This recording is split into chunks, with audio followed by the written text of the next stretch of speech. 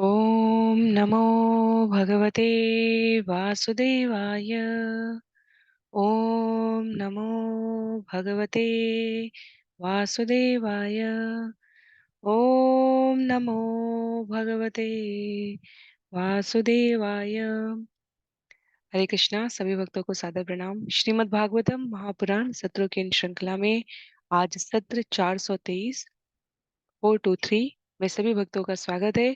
हम सभी श्रीमद् भागवतम महापुराण को अंतर्राष्ट्रीय कृष्ण भावनामृत संघ के संस्थापक आचार्य कृष्ण कृपा मूर्ति श्री श्रीमद् अभय चरणारविंद भक्ति वेदांत स्वामी श्रील प्रभुपाद की पुस्तक के माध्यम से यहाँ भक्तों के संग श्रवण और पठन करने का प्रयास कर रहे हैं। जैसा कि सत्रों का प्रारूप है, वर्तमान विषय वस्तु का संक्षिप्त अवलोकन, तत्पश्चात मंगलाचरण और उसके बाद एक एक श्लोक का वाचन और अनुवाद श्रवण करते हुए हम सभी श्रील प्रभुपाद के तात्पर्य के प्रकाश में सारग्राही बिंदुओं को जीवन में मनन करके व्यवहार में लाने के लिए प्रयत्न करेंगे। वर्तमान विषय वस्तु के संदर्भ में स्कंद 8 अध्याय 20 आज के सत्र में हम सभी आरंभ करने जा रहे हैं। अध्याय 20 जिसका नाम है बलि महाराज द्वारा पूरा ब्रह्मांड भगवान को समर्पित करना। यदि हमें विषय वस्तु के रूप में स्मरण हो तो स्कंद 8 का विषय आरंभ हुआ था भावी मनुओं का वर्णन करते हुए सुखदेव गोस्वामी द्वारा महाराज परीक्षित के पूछे जाने पर उनकी जिज्ञासा के प्रति उत्तर में हमने गजेंद्र मोक्ष की कथा श्रवण की, हमने समुद्र मंथन की कथा श्रवण की, हमने 14 मनुओं में के मनवंतर में कौन कौन सप्तऋषि बनेगा, प्रमुख देवता होंगे, भगवान की गतिविधियां किस प्रमुख अवतार के रूप में होंगी, ये सब कुछ श्रवण किया। विषय आगे बढ़ते हुए समुद्र मंथन की कथा के पश्चात जब समयांतर पर भृगु के ब्राह्मण वंशज द्वारा बलि महाराज को पुनः शक्ति सामर्थ्य से संपन्न कर दिया जाता है और बलि महाराज के नेतृत्व में असुरों द्वारा इंद्रपुरी पर अधिकार कर लिया जाता है। माता अदिति जो देवताओं की माता है, अत्यंत पीड़ित दुखी अवस्था में कश्यप मुनि के कहने पर पयोव्रत करती हैं। भगवान द्वारा उन्हें आश्वासन दिया जाता है, वामन देव का प्राकट्य होता है। और यहाँ हम सभी अध्याय 20 में वामन देव और महाराज बलि के मध्य जो संवाद हुआ है, जिसके परिणाम स्वरूप हम अपने जीवन में पिछले सत्र में अध्याय 19 में ये श्रवण करके व्यवहार में लाने योग्य बिंदुओं को स्वीकार कर पाए कि कब दान देना चाहिए, किसको दान देना चाहिए, किन परिस्थितियों में झूठ बोलना भी कुछ हद तक स्वीकार्य है। शुक्राचार्य गुरु के रूप में है और वामन देव स्वयं भगवत स्वरूप भगवान के अवतार हैं। यदि जीव को गुरु और भगवान के इस बेमेल संयोजन में चुनना हो तो वो किसे चुनेंगे? तो बलि महाराज ने बड़ी ही सशक्त प्रस्तुति की है, ये स्पष्ट करते हुए कि यदि गुरु भी भगवान की ओर से विमुख कर रहा हो तो ऐसे गुरु का भी त्याग कर देना चाहिए। तो अध्याय आरंभ होगा जहां पर बलि महाराज द्वारा ब्रह्मांड समर्पण आज के सत्र में, जिसमें 34 श्लोक है, हम सभी क्रमबद्ध तरीके से श्रवण करने का प्रयास करेंगे। आरंभ करते हैं मंगलाचरण से। नारायणं नमस्कृत्य नरं चैव नरोत्तमं देवीं सरस्वतीं व्यासं ततो जयमुदीरयेत्। शृण्वतां स्वकथा कृष्ण पुण्यश्रवणकीर्तना यद्यन्तस्थो यभद्राणि विधुनोति सुयत्स्यताम्। नष्टप्रायेषु भद्रेषु नित्यं भागवत सेवया भगवत्युत्तमश्लोके भक्तिर्भवति नैष्ठिकी। ॐ अज्ञानतिमिरान्धस्य ज्ञानाञ्जनशलाकया चक्षुन्मीलितं येन तस्मै श्रीगुरुवे नमः। मूकं करोति वाचालं पङ्गुं लङ्घयते गिरिं यत्कृपातमहं वन्दे परमानन्दमाधवम्। वाञ्छाकल्पतरुभ्यश्च कृपा सिन्धुभ्य एव च पतितानां पावनेभ्यो वैष्णवेभ्यो नमो नमः। जय श्री कृष्ण चैतन्य प्रभु नित्यानंद श्री अद्वैत गदाधर श्रीवासादि गौर भक्तवृंद।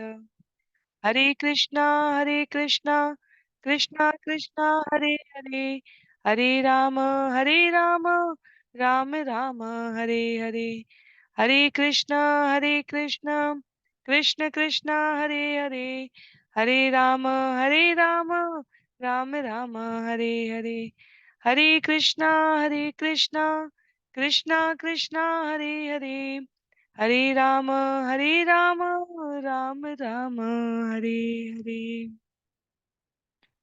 हरे कृष्णा। तो पुनः सभी भक्तों को सादर प्रणाम। सत्र 423 423 में हम सभी स्कंद 8 अध्याय 20 बलि महाराज द्वारा ब्रह्मांड समर्पण, जिसमें 34 श्लोक है, उसे श्रवण करना आरंभ करेंगे। श्लोक संख्या 1। श्री शुकुवाच बलि एवं गृहपति कुलाचार्येण भाषित तूष्णीम भूत्वा शनं राजन्नुवाच वहितो गुरुम्। श्री सुखदेव गोस्वामी ने कहा, हे राजा परीक्षित, जब बलि महाराज को उनके गुरु एवं कुल पुरोहित शुक्राचार्य ने इस प्रकार सलाह दी तो वे कुछ समय तक चुप रहे और फिर पूर्ण विचार विमर्श के बाद अपने गुरु से इस प्रकार बोले। तो गुरु ने कहा है कि ये वामन देव और कोई नहीं है, ये स्वयं विष्णु है। गुरु ने कहा है कि ये यहाँ पर तुमसे 3 पग की याचना में तुम्हारा सारा साम्राज्य लेने वाले हैं, अर्थात पूरा ब्रह्मांड लेने वाले हैं और देवताओं को वापस देने वाले हैं। गुरु ने कहा, इनको इनकी याचना के परिणाम स्वरूप दे देने के पश्चात तुम्हारे स्वयं के रहने के लिए कोई निवास स्थान नहीं बचेगा। गुरु ने कहा है बलि महाराज से कि तुमने ओम करके ये प्रतिज्ञा नहीं की है, इसलिए तुम अभी भी अपने वचन को न पालन करने के लिए दोषी नहीं कहलाओगे, क्योंकि सत्यता का परिमाण है कि तुमने ओम कहना चाहिए था और तुमने ओम नहीं कहा है। विश्वनाथ चक्रवर्ती ठाकुर कहते हैं, बलि महाराज गुरु द्वारा इस इन प्रकार के आलोचनात्मक बिंदुओं को कहने के पश्चात चुप रहे। बलि महाराज मौन हो गए। वे गंभीर व्यक्ति हैं। वे गुरु के आदेश का तुरंत पालन करने जैसे सिद्धांतों, नियमों और व्यवहारों के बीच में स्वयं को समर्पित किए हुए हैं। और बलि महाराज विचार करते हैं, लिखते हैं यहाँ पर शिला प्रभुपाद कि शुक्राचार्य को गंभीर रहकर उन्होंने विचार किया कि शुक्राचार्य को अब गुरु के रूप में स्वीकार नहीं किया जा सकता, क्योंकि वे गुरु के कर्तव्य से विमुख हो गए हैं। शास्त्र के अनुसार गुरु का कर्तव्य है अपने शिष्य को भगवत धाम वापस ले जाना, और यदि गुरु ऐसा नहीं करे अपितु शिष्य के भगवत धाम वापस जाने में बाधा उत्पन्न करे तो वो गुरु के पद पर अधिष्ठित नहीं हो सकते।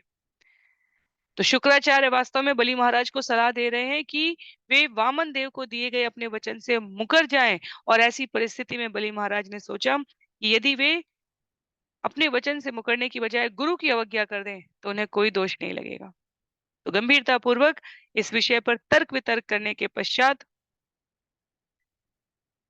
बलि महाराज आगे उत्तर देंगे, पर इसमें उन्हें जो समय लगा है इसके लिए यहाँ पर कहा गया है कि वे मौन हो गए, चुप हो गए। उन्हें कुछ समय व्यतीत करके इस स्थिति पर स्वयं के तर्क और सत्य में से चुनाव करने के लिए समय चाहिए था। तो तर्क वितर्क करने के पश्चात श्रील प्रभुपाद लिखते हैं, उन्होंने निर्णय लिया बलि महाराज ने कि प्रत्येक दशा में जीव के लिए भगवान को प्रसन्न करना श्रेष्ठतम स्थिति है, भले ही इसमें गुरु उपदेश की अवहेलना क्यों ना करनी पड़ जाए।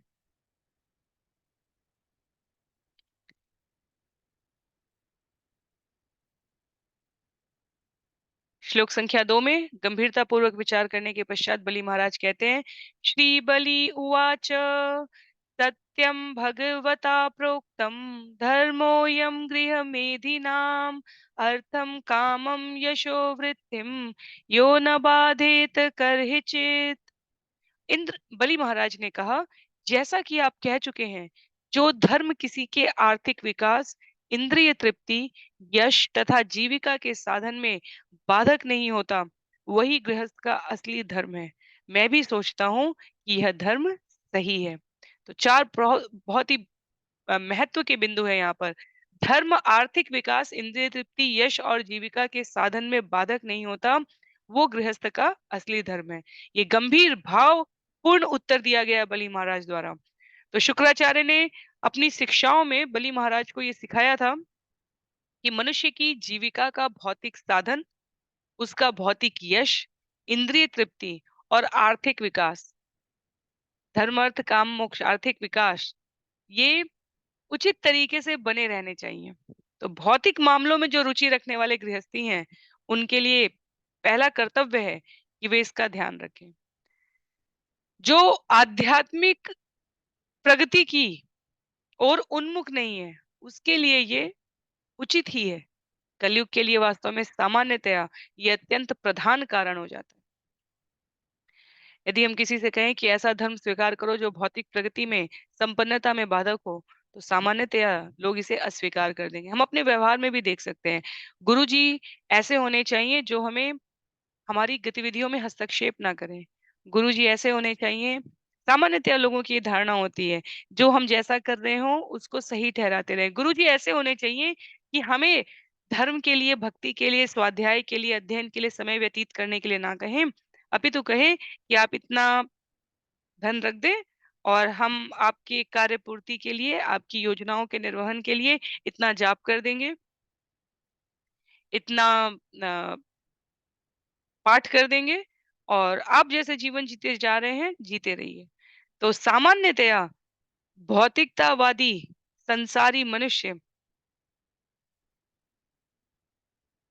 भक्ति के मूल अर्थ को समझने में अरुचि रखता है और आध्यात्मिक प्रगति का अर्थ मात्र इतना समझता है कि येन केन प्रकारेण उसे उसकी इंद्रिय तृप्ति में बाधा ना हो, इसके लिए जितना धर्म का पालन करना हो, वो किसी गुरु के द्वारा संपादित किया जा सके।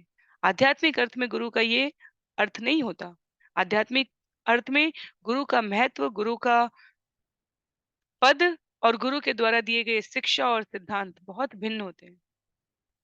आध्यात्मिक दृष्टि में गुरु के द्वारा जीव को इंद्रिय तृप्ति से क्रमशः विरत करते हुए भगवत भक्ति की ओर प्रवृत्त किया जाता है।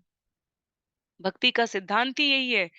देशामृत में हमारे आचार्य कहते हैं, जो भी वस्तु भगवान की सेवा करने की हमारी प्रतिबद्धता में बाधक हो, उसका त्याग कर देना चाहिए। आनुकूलस्य संकल्प प्रतिकूल्यस्य वर्जनम, चैतन्य चरितामृत का उदाहरण देते हुए मध्य लीला अध्याय 22 श्लोक संख्या 100 का उल्लेख करते हैं श्रील प्रभुपाद। जो भी भक्ति के लिए अनुकूल है जीवन में, जीव को वो स्वीकार करना चाहिए, अन्य सबका परित्याग कर देना चाहिए।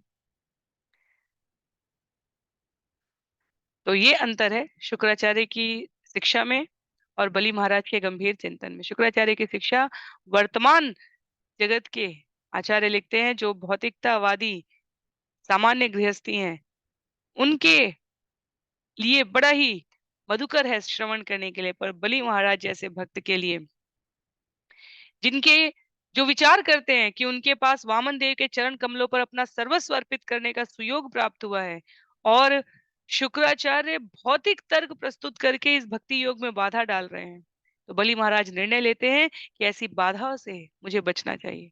उन्होंने तुरंत शुक्राचार्य के द्वारा दी गई राय को अस्वीकार कर दिया और अपना कर्तव्य पालन करने का निर्णय लिया। तो उन्होंने भगवान वामन देव के चरणों में अपना सर्वस्व अर्पित करने की अपनी प्रतिबद्धता स्थिर रखी है। उन्होंने आगे शुक्राचार्य को उत्तर देते हुए कहा, श्लोक संख्या 3 में, न स चाहं वित्तलोभेन प्रत्याचक्षे कथं द्विजं प्रतिश्रुत्य ददामीति प्रहलादीकितवो यथा। मैं महाराज प्रहलाद का पौत्र हूँ। जब मैं पहले ही कह चुका हूँ कि मैं यह भूमि दान में दूंगा, तो फिर धन के लालच से मैं अपने वचन से किस तरह विचलित हो सकता हूँ। मैं किस तरह एक सामान्य वंचक का आचरण कर सकता हूँ, और वह भी एक ब्राह्मण के प्रति। तो यहाँ स्पष्ट करते हैं, श्लोक संख्या 1 से लेकर 13 तक का ये जो विषय है, बलि महाराज द्वारा शुक्राचार्य की आज्ञा की अवज्ञा की जाएगी। बलि महाराज कहते हैं, मैं प्रहलाद का पौत्र हूँ। मेरे पितामह प्रहलाद महाराज मुझे पहले ही आशीर्वाद दे चुके हैं। असुर कुल में उत्पन्न होने के बावजूद वे विशुद्ध भक्त थे। दो प्रकार की भक्तों की यहाँ कोटियां हैं जो श्रील प्रभुपाद उल्लिखित करते हैं। कहते हैं पहली कोटि है साधन सिद्ध और दूसरी है कृपा सिद्ध। तो ये विषय महत्व का है, हमें सावधानी पूर्वक श्रवण करना है। साधन सिद्ध और कृपा सिद्ध। साधन सिद्ध वो है जो गुरु द्वारा निर्देशित शास्त्र में वर्णित विधि विधियों का पालन करके भक्त बनता है। तो नियमित भक्ति करेगा जीव तो क्रमशः काल क्रम में जाकर सिद्धि प्राप्त करेगा। कुछ भक्त ऐसे हैं जो भक्ति की सभी नियमित विधाओं का पालन नहीं करेंगे, पर गुरु और कृष्ण की विशेष कृपा से तुरंत शुद्ध भक्ति में सिद्धि प्राप्त कर लेते हैं। तो यदि हम कृष्ण लीला में देखें, श्रील प्रभुपाद लिखते हैं यहाँ पर कृष्ण लीला में यज्ञ पत्नियां इसका उदाहरण है। यज्ञ पत्नियों ने तुरंत भगवत कृपा से शुद्ध भक्ति की स्थिति को प्राप्त कर लिया था। महाराज बलि इसके उदाहरण है। स्वयं सुखदेव गोस्वामी जो महाराज परीक्षित को ये कथा सुना रहे हैं, वो इसके उदाहरण है। तो वैरोचनी बलि महाराज को प्रहलाद महाराज की कृपा प्राप्त थी और इसलिए प्रहलाद महाराज की कृपा के बल पर उन्हें भगवान विष्णु की कृपा यहाँ पर प्राप्त हुई है। इसलिए जब विषय आता है कि बलि ने अपने जीवन में ऐसा क्या किया था, हमारे पूरी चर्चा का पिछले सत्र का विषय था कि भगवान बलि के पास याचना करने के लिए क्यों गए, क्योंकि भगवान का प्रत्यक्ष स्नेह प्रहलाद महाराज के साथ था और प्रहलाद महाराज बलि महाराज को आशीर्वाद दे चुके थे। तो अहेतु की कृपा, जो भगवत भक्त की कृपा होती है, जिसकी वजह से भगवान कृपा करते हैं, जैसे सुग्रीव ने ऐसा क्या किया था राम कथा में, यदि हम विचार करें तो ऐसा कोई विशेष कार्य नहीं किया था, पर हनुमान सुग्रीव के साथ थे और भगवान राम को हनुमान से प्रिय कौन हो सकते हैं।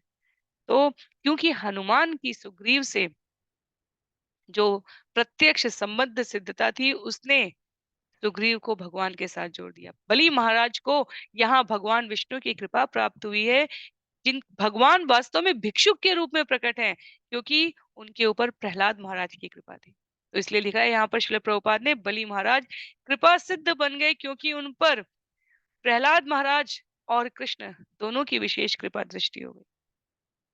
तो भक्ति का जो बीज है बलि महाराज को वो प्रहलाद महाराज से प्राप्त हुआ था, और जब ये बीज विकसित हुआ अवसर आने पर भगवत कृपा से, तब बलि ने दोबारा विचार नहीं किया। वामन देव के प्रकट होने पर यज्ञ मंडप में उनकी स्तुति करके उनके साथ सुंदर शब्दों के आदान प्रदान में वे दर्शन करके शुद्ध हो चुके थे और उन्होंने तत्काल निर्णय लिया कि मैं वामन ब्राह्मण को उनका मुंह मांगा वर दूंगा।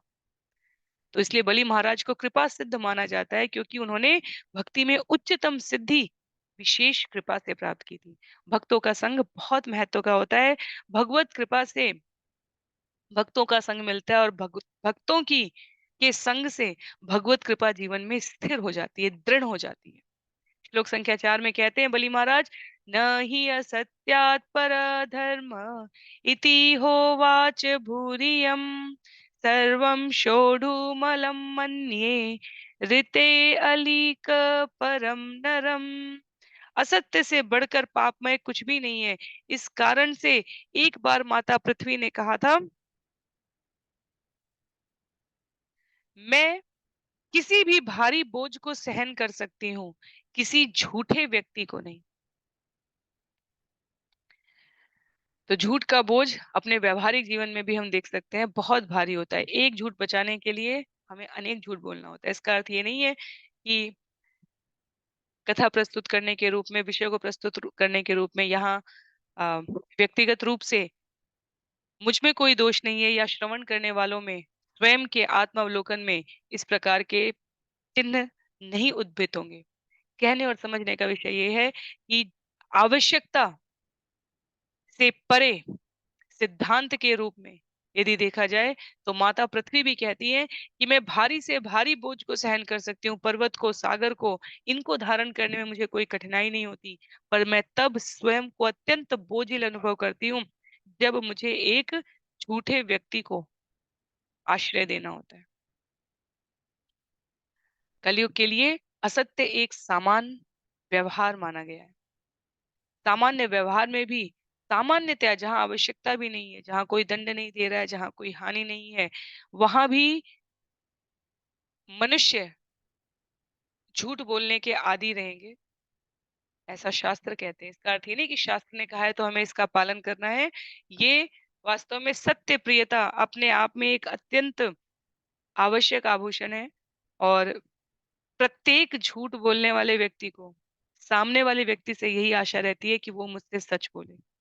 तो जो हम स्वयं के व्यवहार में नहीं ला सकते वो हमें अन्यों से भी अपेक्षा नहीं रखनी चाहिए। श्रील प्रभुपाद कहते हैं झूठ बोलने के पाप फलों से कोई मुक्त नहीं हो सकता। और इस अवस्था में जबकि कलयुग में लोग अनेक झूठ बोलने के आदी हैं, तो हमें अनुमान लगाना चाहिए कि पृथ्वी कितनी बोझिल हो चुकी है। तो बलि महाराज यहाँ पर कहते हैं मैं असत्य संभाषण नहीं कर सकता। नाहं बिभेमि निर्यात न अधन्यात सुख अर्णवात् न स्थान च्यवनात् मृत्यो यथा विप्र प्रलंबनात्। मैं नरक दरिद्रता दुख रूपी समुद्र पदच्युत होने या साक्षात मृत्यु से उतना नहीं डरता जितना कि एक ब्राह्मण को ठगने से डरता हूँ। तो दरिद्रता दुख रूपी समुद्र या पदच्युत होना मेरे लिए इतना कष्टकारी नहीं है। बलि महाराज कहते हैं जितना किसी सिद्ध व्यक्ति के समक्ष मैं असत्य भाषण करके उसे ठगूं। आगे यत् यत् हास्यति लोकेऽस्मिन् सम्परेतं धनादिकं तस्य त्यागे निमित्तं किं विप्रस्तुष्येन्न तेन चेत्।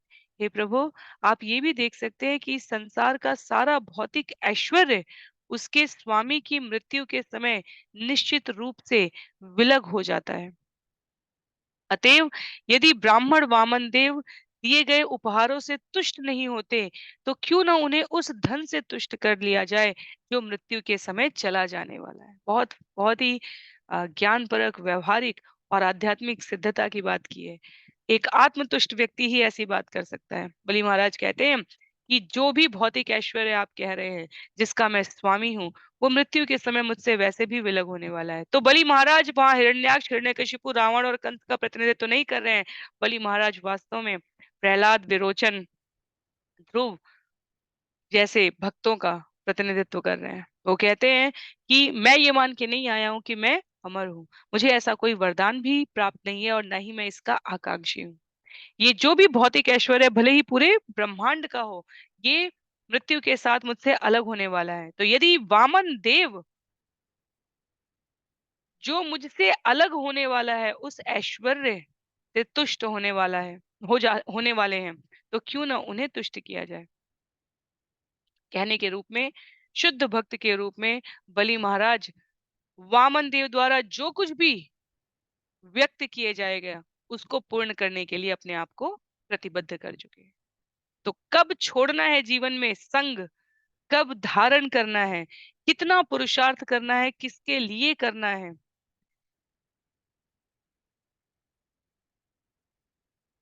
और करने के जिसके लिए किया जा रहा है, चाहे वो संतान के रूप में हो, चाहे वो माता पिता के रूप में हो, चाहे वो मालिक स्वामी अधिकारी के रूप में हो, उसका कितना लगाव हमें अपने जीवन में धारण करना है। बलि महाराज उसका स्पष्ट संकेत दे रहे हैं। कहते हैं श्रेय कुर्वन्ति भूतानां साधवो दुस्त्यजासु भी दस्यंग शिबि प्रभृत्य को विकल्पो धरादिषु। दधीचि शिवी तथा अन्य अनेक महापुरुष जन साधारण के लाभ हेतु अपने प्राणों तक की आहुति देने के इच्छुक थे। इतिहास इसका साक्षी है। तो फिर इस नगण्य भूमि को क्यों न त्याग दिया जाए, इसके लिए गंभीर सोच विचार कैसा। तो क्योंकि शुक्राचार्य सदैव असुरों के हिताकांक्षी रहे हैं, क्योंकि शुक्राचार्य ये देख रहे थे कि वे कुल गुरु हैं और यदि बलि महाराज सब कुछ समर्पित कर देंगे तो उनकी स्वयं की स्थिति क्या रहेगी। पर बलि महाराज जो यहाँ पर सोच रहे हैं वो भक्त के रूप में सर्वस्व दान देने के लिए तैयार हैं। शुक्राचार्य उन्हें भ्रमित करने के लिए ऐसा संदेह उत्पन्न करना चाह रहे थे कि ऐसा कौन है जिसने अपना सब कुछ दे दिया हो। बलि महाराज उदाहरण देते हैं, ठोस उदाहरण देते हैं महाराज दधीची का, महाराज शिवी का, जिन्होंने जनता की भलाई के लिए अपने प्राण तक दे दिए थे। तो ये बात सत्य है कि स्वाभाविक रूप से हम सभी प्रकृति के नियंत्रण में, इस जगत में वस्तुओं के प्रति, व्यक्तियों के प्रति, स्थितियों के प्रति आसक्ति रखते हैं। पर हम कितनी भी आसक्ति रखें, काल कवलित होने के समय, मृत्यु के समय हमसे वो सब कुछ वैसे भी हर लिया जाता है। बलि महाराज कहते हैं, सब कुछ देने वाले भगवान जब सामने खड़े हों, तो काल का इंतजार क्यों करना? उन्हें सब कुछ यूं ही समर्पित कर देते हैं।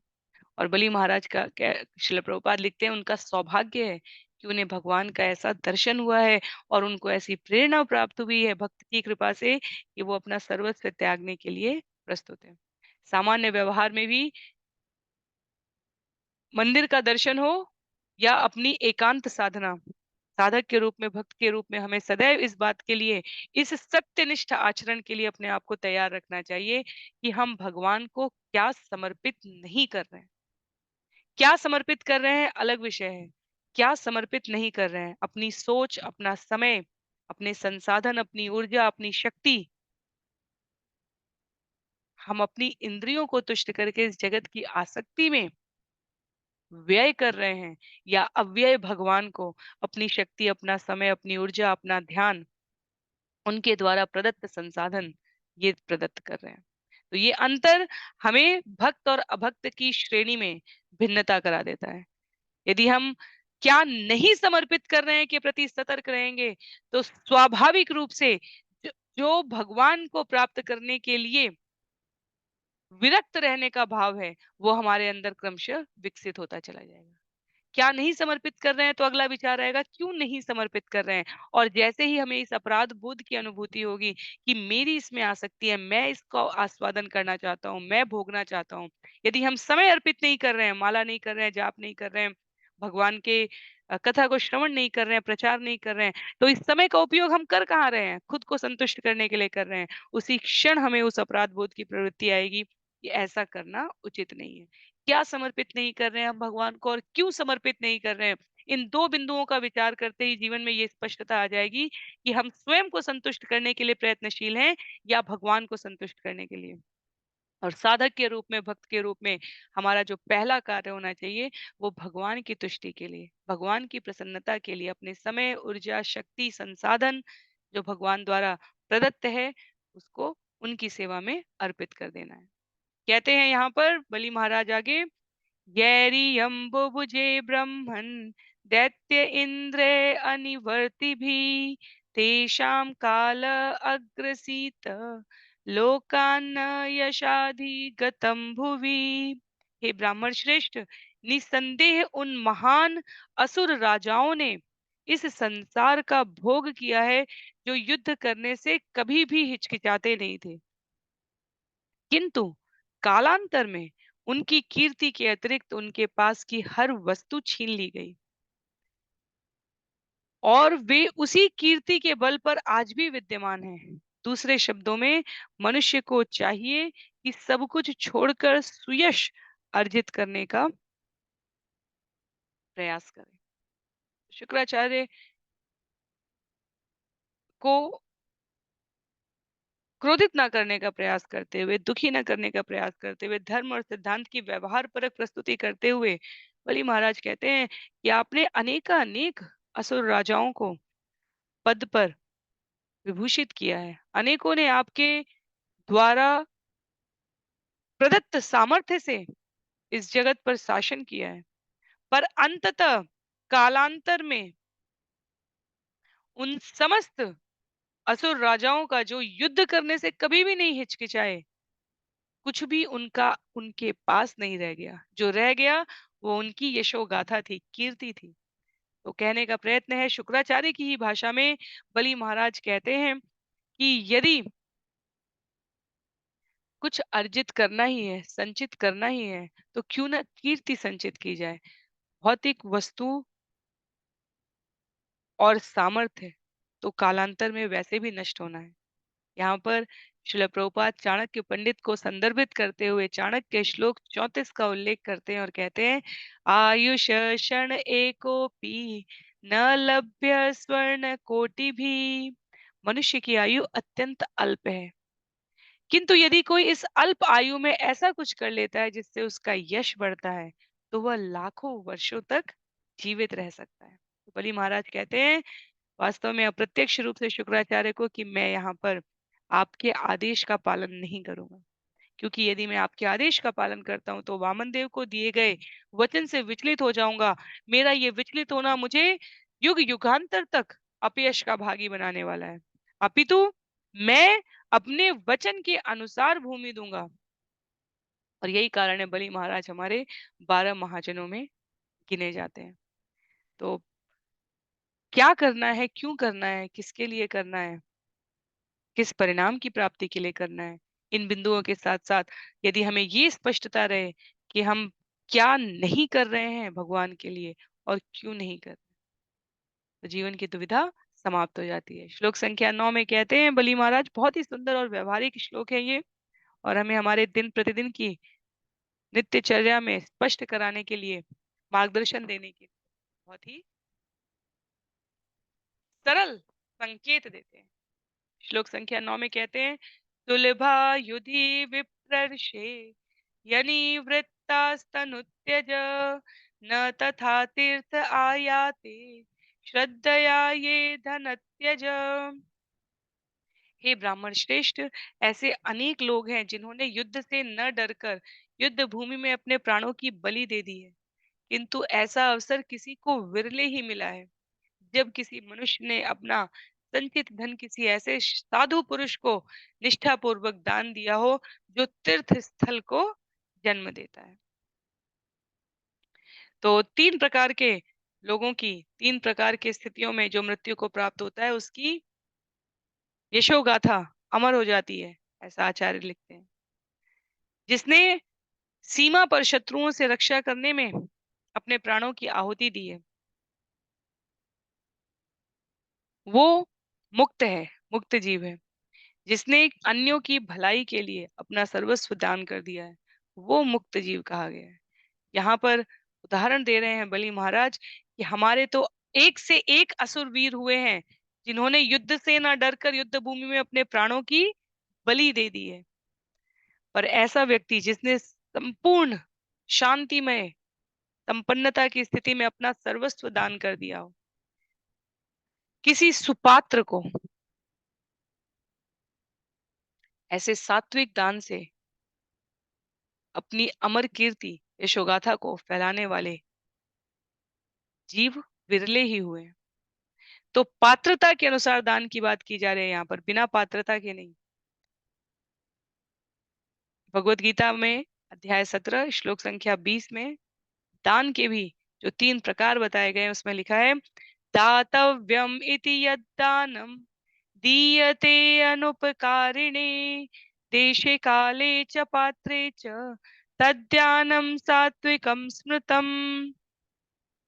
वह दान सात्विक माना जाता है जो कर्तव्य समझकर उचित समय तथा स्थान में सुपात्र को दिया जाता है और उसके बदले में किसी वस्तु की आशा नहीं की जाती। इस प्रकार उचित स्थान पर दिया गया दान सात्विक माना जाता है।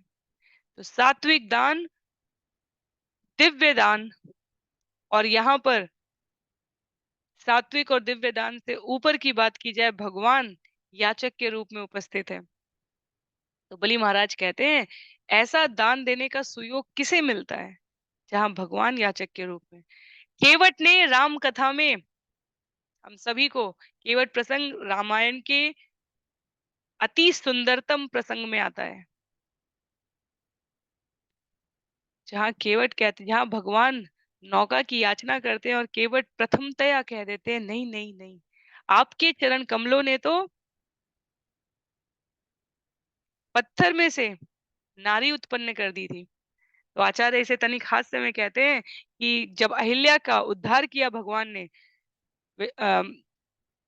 विश्वामित्र के कहने पर, क्योंकि शरीर रूप में पुरुष हैं और शिला को छूने पर उसमें से नारी उत्पन्न होती हैं, पुनः अपने शाप से मुक्त होती हैं अहिल्या। और उस समय विश्वामित्र ने जब कहा कि विश्वामित्र से पूछते हैं भगवान कि मेरे द्वारा मैं चरण से इस प्रकार अंगुष्ठ मात्र स्पर्श किया था और जिससे अहिल्या अपने शाप से मुक्त हुई थी। तो केवट उसी प्रसंग का स्मरण करा रहे हैं हम। कहते हैं कि पत्थर से स्त्री उत्पन्न कर दी आपने, मेरी नौका तो लकड़ी की है। अगर आप आए बैठे और इस ये नौका जो मेरी जीविका का साधन है, अगर ये भी स्त्री रूप में परिणत हो गई, तो मेरे लिए तो बहुत ही कठिन स्थिति उत्पन्न हो जाएगी। तो याचक के रूप में वास्तव में केवट केवट का प्रसंग बहुत दिव्य है। केवट केवट भगवान को मना नहीं कर रहे थे, अस्वीकार नहीं कर रहे थे, पर केवट की आध्यात्मिक स्थिति इतनी उन्नत थी कि वो भगवान के साथ इस प्रकार का संवाद कर सकते थे। तो ऐसा सुयोग जहां भगवान उपस्थित है याचना करने के रूप में, वो भक्त और भगवान दोनों के लिए अत्यंत मनोहारी होता है। उससे भगवान भक्त की महिमा बहुगुणित रूप में प्रचारित करते हैं और भक्त भगवान को इस प्रकार का आह्लाद देकर संपूर्णता का अनुभव करता है। पूरी कृष्ण लीला, वृंदावन की लीला भगवान इसी रूप में व्यतीत करते हैं। मैया यशोदा जब उन्हें डांटती हैं, कहती हैं कि मेरे घर में क्या माखन नहीं है, लाखों गायें द्वार पर बंधी हैं और उनमें से भी जो श्रेष्ठतम, श्रेष्ठ से श्रेष्ठतम गायें हैं, उनसे मैं दूध दही माखन बनाती हूँ, और फिर भी तुम द्वार द्वार पर जाकर मांगते से ज्यादा, चुराने से ज्यादा उनकी मेहनत के मक्खन को बंदरों को खिला देते हो। तो यहाँ पर श्रील प्रभुपाद लिखते हैं, ऐसा दान देने का सुयोग किसे मिल सकता है। जब भगवान वामन देव के रूप में बलि से याचना करने के लिए आए हैं, तो बलि महाराज बिना किसी हिचक के, इतने गंभीर समय उनके लिए पर्याप्त था जिसमें वो तर्क वितर्क के द्वारा ये स्थिर कर सके कि उनके द्वारा जो वामन देव के लिए कहा गया है, उन वचनों का पालन करना ही सर्वस्व है। तो बलि महाराज ने बिना किसी हिचक के भगवान को मुंह मांगा दान देने का निर्णय लिया है। श्री प्रभुपाद लिखते हैं, युद्ध भूमि में जीवन का त्याग करने का अनेक अवसर प्राप्त हो सकता है जीव को, पर इस प्रकार का अवसर शायद ही कभी किसी को मिला हो। ये विचार करके बलि महाराज ने अपना निर्णय स्पष्ट किया। श्लोक संख्या 10 में कहते हैं,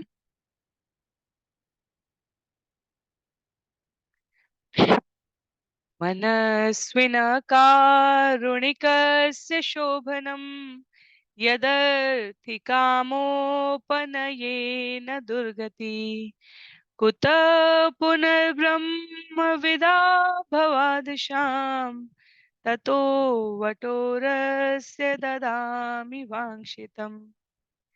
दान देने से उदार तथा दयालु व्यक्ति निस्संदेह और अधिक शुभ बन जाता है, विशेषतया जब वह आप जैसे व्यक्ति को दान देता है। ऐसी परिस्थिति में मुझे इस लघु ब्रह्मचारी को उसका मुंह मांगा दान देना चाहिए। तो दयालु व्यक्ति और अधिक शुभता प्राप्त करता है यदि वो सुपात्र को दान देता है। श्री प्रभुपाद कहते हैं, यहाँ कोई जो 4 नियम है हमारे पालन करने के लिए, व्यसनों में प्रवृत्त न होना, पर स्त्री पर पुरुष का संग ना करना, अभक्ष भक्षण ना करना, और किसी भी प्रकार की जुए जैसी प्रवृत्ति में अपने आप को उन्मुख ना करना। ऐसी प्रवृत्तियों में यदि हम धन को गवा बैठे, तो उससे हमें यश की प्राप्ति नहीं होगी, उसमें हमारी कोई प्रशंसा नहीं करेगा।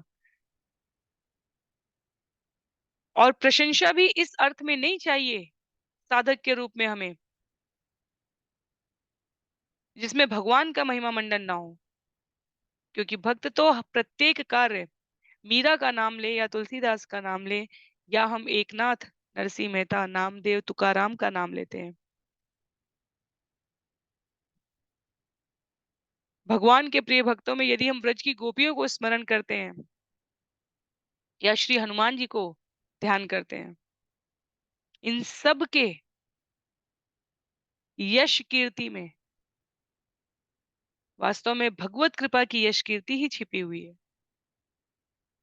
तो प्रशंसा का औचित्य ये नहीं है कि जीव साधक दान इसलिए दे कि उसे भौतिक प्रशंसा, यश, कीर्ति जैसा हमने श्रवण किया वो लाभ करने का साधक आकांक्षी होता है। प्रसन्नता इस संदर्भ में, यश कीर्ति इस संदर्भ में की गई है कि भगवत भक्ति, भगवत यश, भगवान की कृपा का महत्व, वो भी साथ साथ अन्यों को प्रेरणा देने के लिए, प्रकाशित करने के लिए विस्तारित होता जाता है।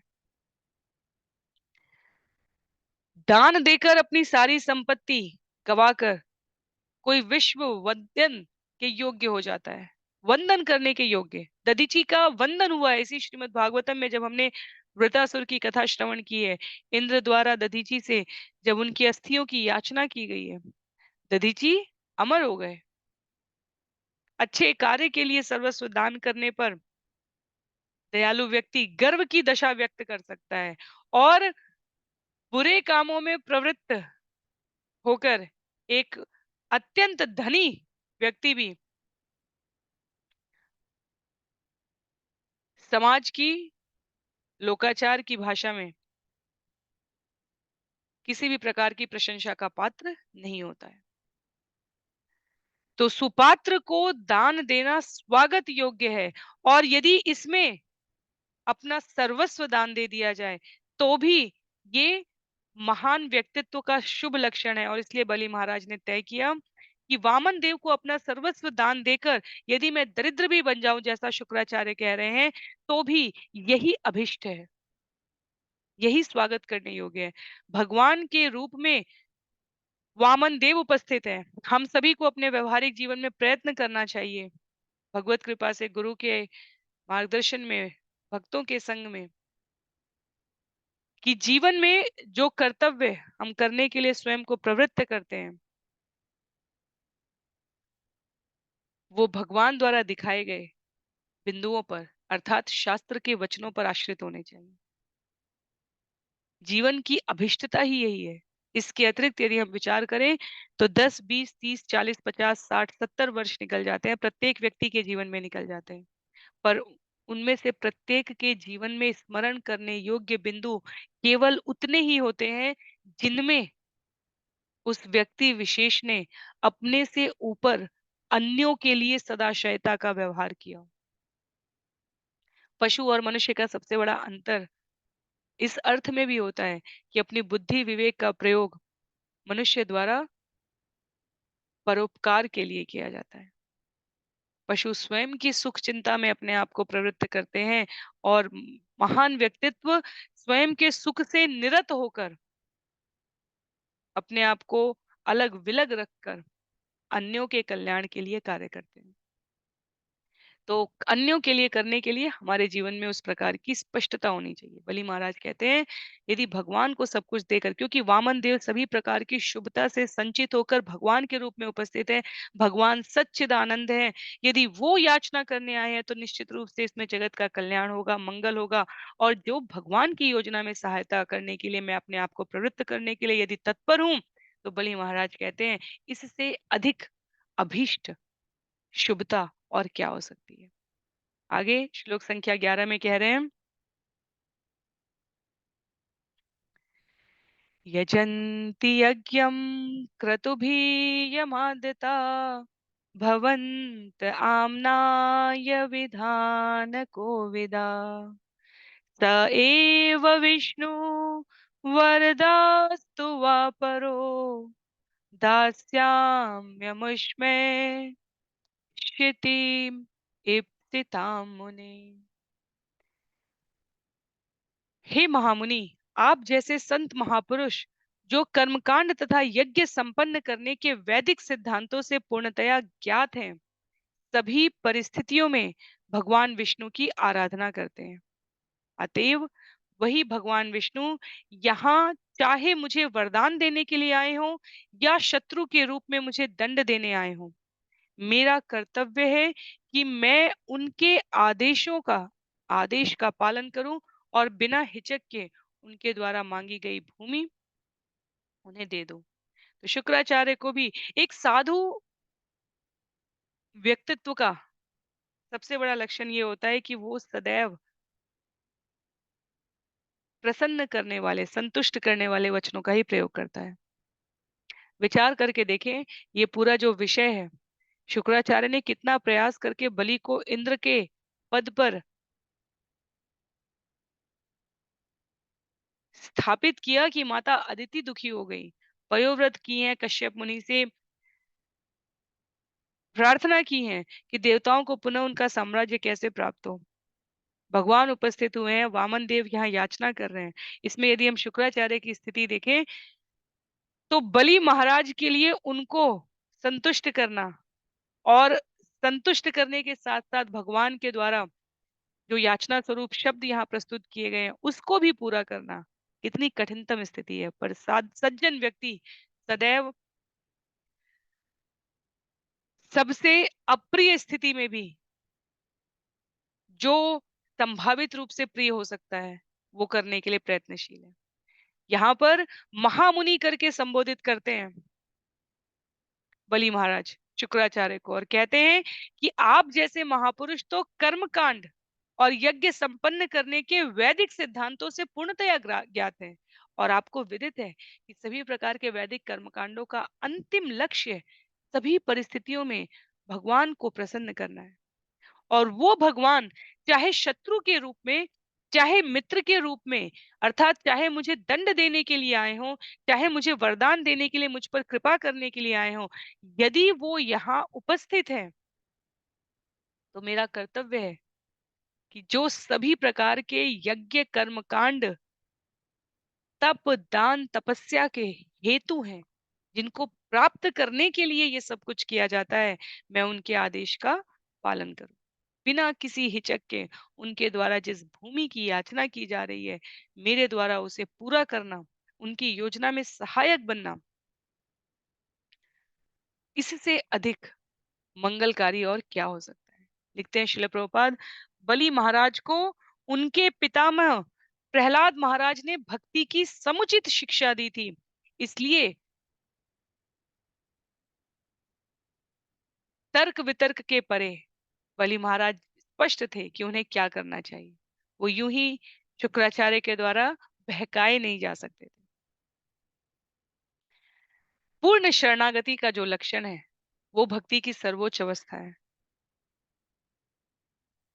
और बलि महाराज प्रहलाद के द्वारा, प्रहलाद, यदि हम प्रहलाद एक 5 वर्ष के बालक के रूप में स्मरण करें तो पूर्ण शरणागति का इससे उच्च उदाहरण क्या हो सकता है।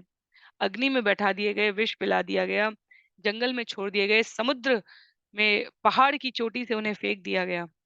इसके पश्चात भी हरिनाम के प्रति उनकी जो पूर्ण शरणागति थी, भगवान उपस्थित हो उससे पहले भगवान नाम को अपने जीवन की हर श्वास में धारण करने वाले प्रहलाद महाराज, उनके द्वारा शिक्षित हैं बलि महाराज, तो वो किसी के द्वारा बहकाए नहीं जा सकते थे।